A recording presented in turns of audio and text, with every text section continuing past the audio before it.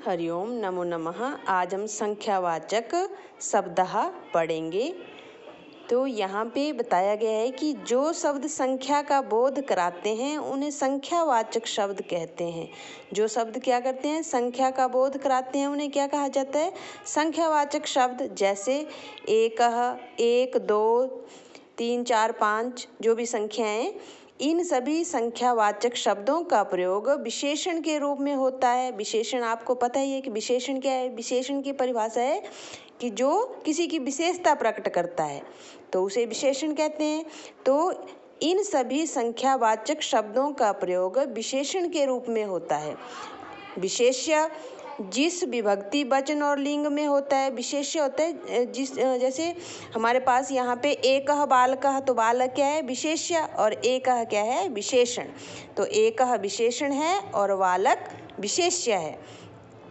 तो यहाँ पे बताया गया है कि जैसे संख्यावाचक शब्द का प्रयोग भी उसी रूप में होता है जिसमें विशेष्य होता है। जैसे यहाँ पे बालकः विशेष्य है, ये पुल्लिंग है, तो यहाँ पे संख्या भी पुल्लिंग में ही हम प्रयोग करेंगे। यहाँ देखिए विशेष्य स्त्रीलिंग है बालिका, तो यहाँ पे संख्या भी स्त्रीलिंग की।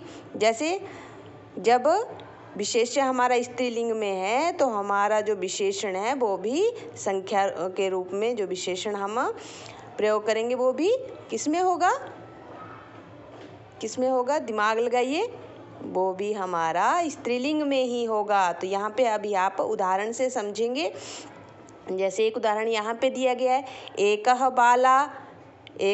बालः द्वये कन्ये त्रीणि फलानि। तो ये बालक क्या है, पुल्लिंग है, कन्या क्या है, स्त्रीलिंग है, तथा फलानि क्या है, नपुंसकलिंग। लेकिन इसे आप अगले उदाहरणों में अच्छी तरह से समझेंगे। तो अच्छी तरह से समझने के लिए आपको वीडियो पूरी देखनी पड़ेगी। इसे पूरा देखें और अच्छी तरह समझें। यदि समझ न आए तो मुझे कमेंट करके बताएं। तो देखिए यहाँ पे, यह एक बालक है, अयम एकः बालकः अस्ति। अयम एकः बालकः अस्ति, यह एक बालक है। आगे है, यह एक बालिका है, इयम एका बालिका अस्ति, यह एक बालिका है। यहाँ पे यह एक फल है, इदम एकम फलम अस्ति, यह एक फल है। तो देखिए ये क्या है, पुल्लिंग, स्त्रीलिंग, नपुंसकलिंग। तो ये विशेष्य है। तो अब हमारा जो विशेषण है संख्यावाचक शब्द, तो उसका प्रयोग भी हम पुल्लिंग के लिए एकः, स्त्रीलिंग के लिए एका, नपुंसकलिंग के लिए एकम। तो आप ध्यान रखेंगे, जैसा विशेष्य होगा वैसा ही हम संख्यावाचक जो विशेषण होगा उसका प्रयोग करेंगे। अयम एकः बालकः अस्ति, इयम एका बालिका अस्ति, इदम एकम फलम अस्ति। तो देखिए आगे हमारे पास संख्यावाचक शब्द, अब हम द्वौ, द्वये, द्वय पढ़ेंगे। तो पुल्लिंग में दो को बोलते हैं द्वौ, स्त्रीलिंग में द्वय, तथा नपुंसकलिंग में भी द्वय ही बोलते हैं। तो इसका आप ध्यान रखेंगे। यहाँ पर दो पेड़ हैं, यहाँ को बोलते हैं अत्र। अत्र द्वौ वृक्षौ स्तः, अत्र द्वौ वृक्षौ स्तः, यहाँ पर दो पेड़ हैं। बाग में दो लताएं हैं, बाग को बोलते हैं उपवने। तो सप्तमी विभक्ति का प्रयोग करेंगे बाग में, उपवने द्वये लतेस्तः। एक तो यहाँ पे बाहर बहुत आवाज़ है, थोड़ी आपको शायद वो भी सुनाई दे रही होगी, लेकिन चलो आपने इसको समझना है। उपवने द्वये लतेस्तः। आगे है, दो फूल हैं, द्वये पुष्पे स्तः, क्योंकि फूल जो है नपुंसकलिंग है, तो द्वये पुष्पे स्तः। आगे देखिए, अब हम तीन संख्यावाचक शब्द पढ़ेंगे। पुल्लिंग में तीन, त्रयः, स्त्रीलिंग में तिस्रः, नपुंसकलिंग में त्रीणि।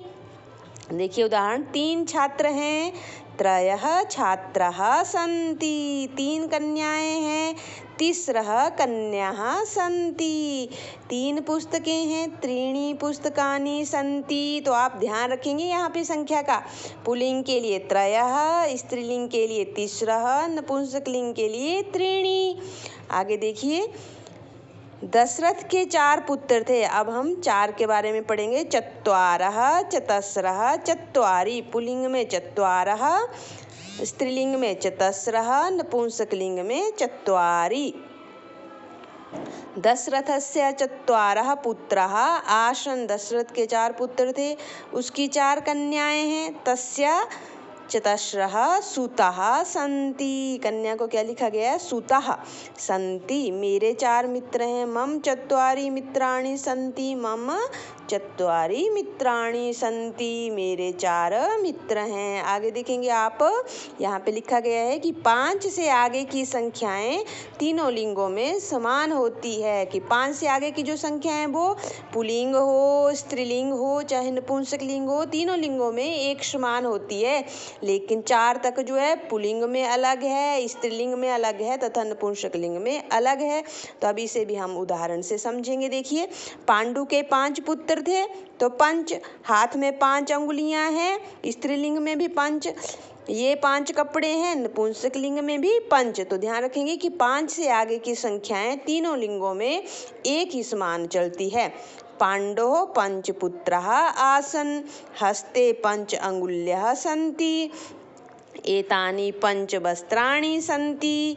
आगे देखिए, षट्कोण में 6 कोण हैं, षट्कोणे षट्कोणाः सन्ति। घर में 6 बालिकाएं हैं, गृहे 6 बालिकाः सन्ति।